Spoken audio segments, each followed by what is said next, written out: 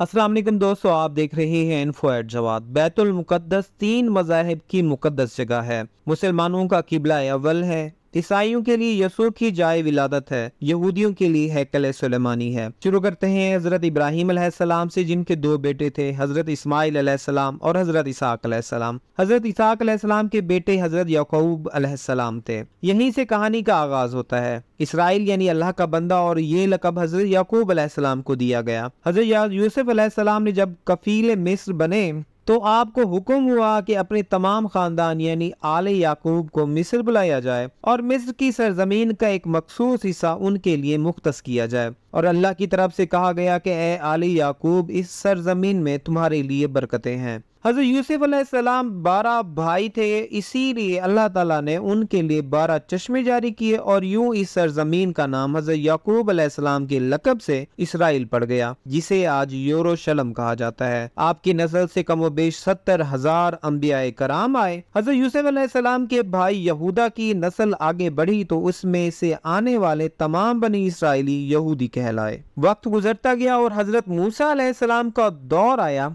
जब फिरौन ने मिस्र की जमीन आप पर तंग की तो बनी इसराइल के साथ आपको मिस्र से निकलना पड़ा। इस दौरान बनी इसराइल पर अल्लाह ताला की बहुत सी करम नवाजियां भी हुई, जिनमें वनो सलवा, चश्मों की बहुतात, मछलियों के शिकार का जिक्र कुरान पाक से भी मिलता है। और वहीं हमें एक गाय का जिक्र भी मिलता है जिसके लोथड़े से मुर्दे ने अल्लाह के हुक्म से जिंदा होकर अपने कातिल का बताया। इस गाय की निशानी अल्लाह ताला ने कुरान पाक में बयान फरमाई, जो कि एक सुर्ख माइल रंगत की गाय थी, और ऐसी गाय आज भी यहूदियों के नजदीक मुकद्दस मानी जाती है। हजरत मूसा अलैहिस्सलाम के बाद दीगर नबी आए। इस दौरान में हजरत मूसा अलैहिस्सलाम और उनके दौर की कुछ बाकियात, तौरात, मनोसलवा का कुछ हिस्सा बनी इसराइल ने एक संदूक में महफूज कर लिया। ये अल्लाह की तरफ से हजरत आदम अलैहिस्सलाम को दिया गया एक खास संदूक था, जो नस्ल दर नस्ल नबियों के पास रहा, जिसे कुरान में ताबूत सकीना के नाम से पुकारा गया है। और ये यहूदियों को अपनी जगह जान से भी ज्यादा अजीज है। हजरत दाऊद अलैहिस्सलाम ने जब जालूत को हराकर उससे ताबूत सकीना हासिल किया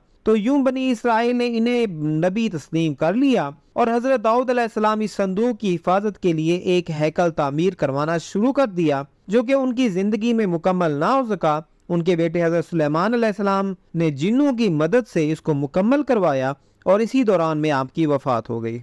इसी वजह से इसे हैकल सुलेमानी कहा जाता है। बाद अज़ां बाबुल के बादशाह बख्त नसर ने इसराइल पर हमला किया और हैकल सुलेमानी को भी गिरा दिया और ताबूत सकीना भी अपने साथ ले गया। सैप्रस द ग्रेट ने दोबारा ये शहर हासिल किया, यहूदियों को दोबारा यहाँ आबाद किया और ताबूत सकीना को भी वापस लाया गया। हैकल सुलेमानी एक दफा फिर तामीर किया गया। फिर वक्त गुजरा और हजरत ईसा अलैहिस्सलाम की आमद हुई, जिन्हें नाउज बिल्ला यहूदियों ने दज्जाल, नाजायज और क्या क्या लक़ब दिए। यहाँ से यहूदियों में से 2 अलग कौमें हो गईं, एक यहूदी और दूसरे ईसाई। यहूदियों ने साजिश करके हजरत ईसा अलैहिस्सलाम को सलेब पर चढ़ाना चाहा और अल्लाह ताला ने उन्हें अपने पास उठा लिया। इसके बाद यहूदियों और ईसाइयों में कई छोटी मोटी जंगें हुई। फिर ईसाई रूमी बादशाह टाइटस ने इस शिद्दत से यरूशलेम पर हमला किया कि इस पूरे इलाके की ईंट से ईंट बजा दी, हैकल सुलेमानी को गिरा दिया, जिसकी सिर्फ एक दीवार इस वक्त अपनी असली हालत में मौजूद है, जिसे दीवार एक गिरिया कहा जाता है, जहां यहूदी जाकर तौरात की तिलावत करते हैं और गिरिया जारी करते हैं। ताबूत सकीना भी ना जाने कहां गायब हो गया। टाइटस के हमले के बाद यहूदी आखिरी नबी के इंतजार में थे, क्योंकि अल्लाह पाक का उनसे वादा था कि उन्हें फिर अरूज बख्शा जाएगा। इस वादा का जिक्र सूरह अल बकरा में भी मौजूद है कि ए बनी इसराइल, इन नेमतों को याद करो जो तुम पर की गई और अपना वादा पूरा करो, यानी ईमान लाओ, ताकि हम भी अपना वादा पूरा करें। क़यामत की निशानियों में से एक निशानी ये भी है कि हैकल सुलेमानी की 3 दफ़ा तामीर होगी, जो कि 2 दफ़ा हो चुकी है।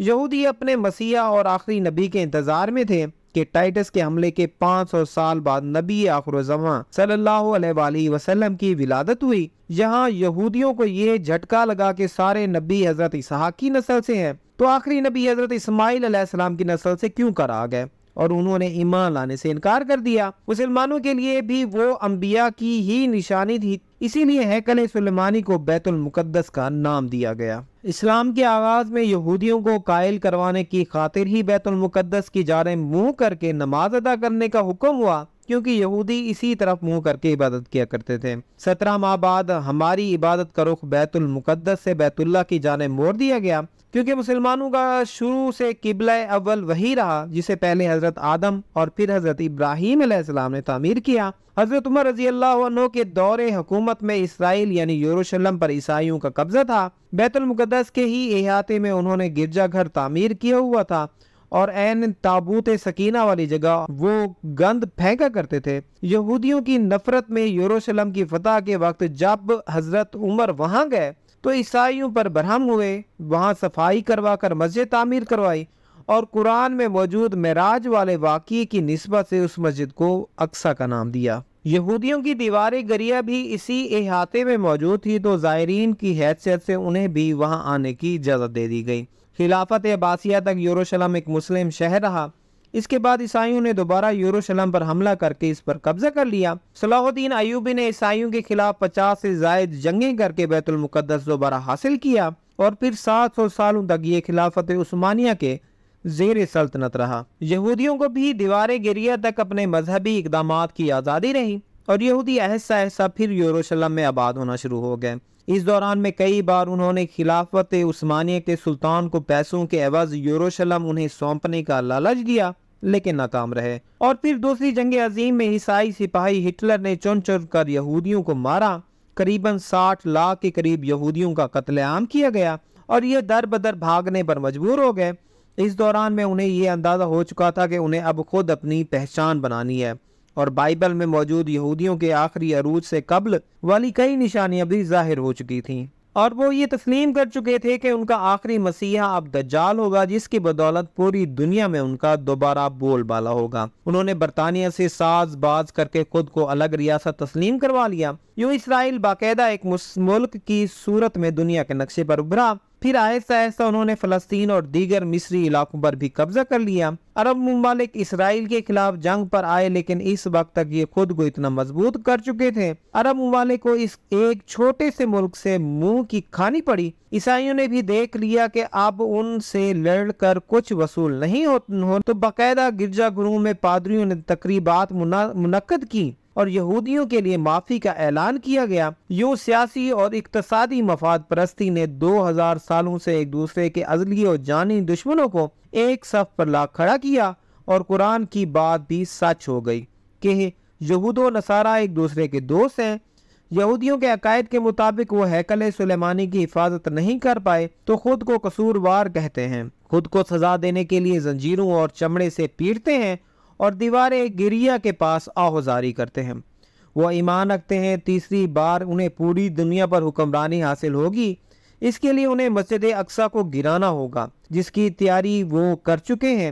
کب سے مسجد اقصی کو نیچے بارودی سرنگیں بچھا دی گئی ہیں۔ اس کے بعد ہیکل سلیمانی تعمیر کر کے تابوت سکینہ وہاں رکھا جائے گا۔ تابوت سکینہ بھی وہ دوبارہ حاصل کر چکے ہیں، لیکن مسئلہ تھا سرخ گائے، کیونکہ ان کے عقیدے کے مطابق وہ ناپاک ہیں اور جب تک پاک نہیں ہو جاتے ہیکل سلیمانی تعمیر نہیں کر سکتے، اور پاک ہونے کے لیے سرخ گائے کی قربانی دینا ہوگی۔ وہ گائے جس کی نشانیاں قرآن پاک میں بیان کی گئی، جو اس وقت بھی انہیں ڈھونڈنے میں مشکل ہوئی تھی، اب بھی 100 سال تک وہ ویسی گائے کی تلاش کرتے ہیں۔ ٹیکنالوجی کا استعمال کرتے ہوئے بچے پیدا کرنے کا کامیاب تجربہ کیا۔ انہوں نے پھر اس تجربے کی بدولت ویسی نشانیوں والی گائے پیدا کرنے کی کوشش کی گئی لیکن ناکام رہے۔ 2019 میں ایک امریکی ریاست سے 5 عدد ویسی گائیں انہیں مل گئیں جن کے جسم پر سرخ رنگ کے علاوہ اور کوئی بال نہیں تھا۔ انہیں کبھی کام کے لیے استعمال نہیں کیا گیا تھا اور اگلی نشانی کہ ان پر کسی بیماری کا اثر نہیں ہونا چاہیے۔ پوری دنیا میں کووڈ پھیلا کر مختلف جانوں کے ساتھ انہیں بھی ٹیسٹ کیا گیا اور ان پر اس بیماری کا کوئی اثر نہ ہوا۔ ریڈ ہائفل فاؤنڈ، مسٹری آف ریڈ ہائفل، یہ گوگل میں سرچ کر کے آپ اس سے متعلق تفصیل پڑھ سکتے ہیں۔